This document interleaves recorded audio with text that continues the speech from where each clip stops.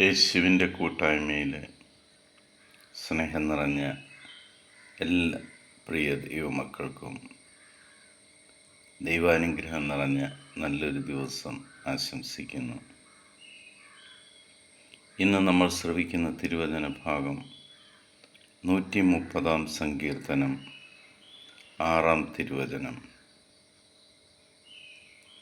പ്രഭാതത്തിനു വേണ്ടി കാത്തിരിക്കുന്ന കാവൽക്കാരേക്കാൾ ആകാംക്ഷയോടെ ഞാൻ കർത്താവിനെ കാത്തിരിക്കുന്നു. നമുക്കറിയാം, രാത്രിയിൽ പാറാവ് നിൽക്കുന്ന കാവൽക്കാർ സൂര്യൻ ഉദിക്കുന്നതും പ്രതീക്ഷിച്ച്, പ്രഭാതമാകുന്നതും പ്രതീക്ഷിച്ച് അവർ കാത്തിരിക്കുകയാണ്. തൻ്റെ ജോലി പൂർത്തീകരിച്ച് തൻ്റെ ഭവനത്തിലേക്ക് തിരിച്ചു പോകുവാൻ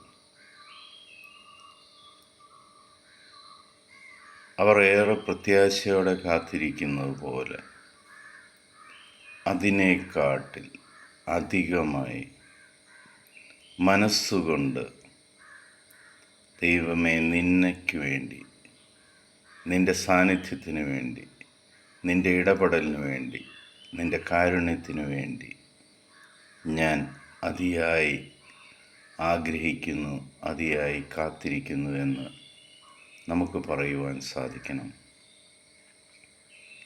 ഈ ലോകത്തിലുള്ള എന്തിനേക്കാട്ടിലും അധികമായി കർത്താവിന് വേണ്ടി, നമ്മുടെ രക്ഷകനും നാഥനുമായ ദൈവത്തിനു വേണ്ടി നമ്മൾ കാത്തിരിക്കുവാൻ തയ്യാറാകണം.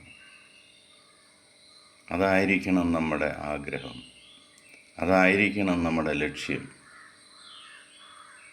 ദൈവമാണ് നിൻ്റെ എല്ലാമെങ്കിൽ, ദൈവത്തിനു വേണ്ടിയാണ് നീ ജീവിക്കുന്നതെങ്കിൽ, നിൻ്റെ എല്ലാ പ്രവൃത്തികളും ദൈവത്തിൽ ആശ്രയിച്ചാണ് നടത്തുന്നതെങ്കിൽ നിൻ്റെ ജീവിതം ധന്യമാകും.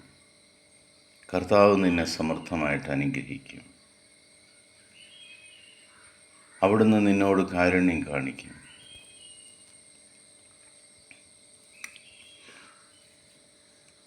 പിതാവായ ദൈവത്തിൻ്റെയും പുത്രനായ യേശുക്രിസ്തുവിൻ്റെയും പരിശുദ്ധാത്മാവിൻ്റെയും കൃപയും അനുഗ്രഹവും സമാധാനവും എപ്പോഴും നിങ്ങളുടെ കൂടെ ഉണ്ടായിരിക്കട്ടെ. ഈ നിമിഷം ലോകത്തിലെ 830 കോടിയിലധികം വരുന്ന എല്ലാ മക്കളെയും നമുക്ക് ദൈവസന്നിധിയിലേക്ക് സമർപ്പിക്കാം. കുടുംബസമാധാനത്തിനായി, ലോകസമാധാനത്തിനായി നമുക്ക് പ്രാർത്ഥിക്കാം. യുദ്ധങ്ങൾ ഒഴിവാകുവാൻ വേണ്ടി പ്രാർത്ഥിക്കാം. മക്കളെ ദൈവം സമൃദ്ധമായിട്ട് അനുഗ്രഹിക്കുവാൻ വേണ്ടി പ്രാർത്ഥിക്കാം. ദൈവീക സാന്നിധ്യം എപ്പോഴും മക്കളുടെ കൂടെ ഉണ്ടാകുവാൻ, പരിശുദ്ധാത്മാവിൻ്റെ ശക്തമായ ഇടപെടൽ അവർക്ക് വേണ്ടി ഉണ്ടാകുവാൻ പ്രാർത്ഥിക്കാം.